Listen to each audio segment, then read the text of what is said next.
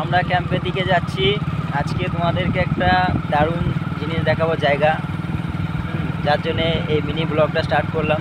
তো চলো দেখা যাক।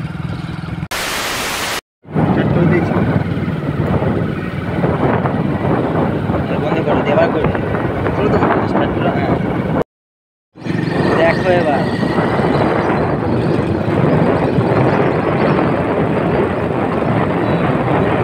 রাস্তাটা হচ্ছে গাজল টু হিলি। এখন আমরা আছি বুনিয়াদপুরে আছি।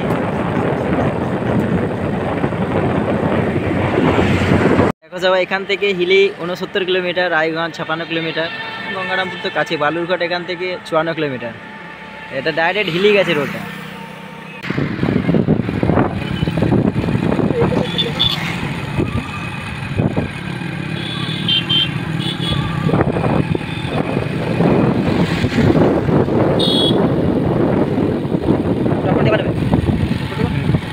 প্রত্যেকটা ল্যাম্প পোস্টে এরকম করে লাইট দেওয়া আছে। তো ক্যামেরাতে যা এরকম লাগছে তার থেকেও বাস্তবে আরও ভালো আছে।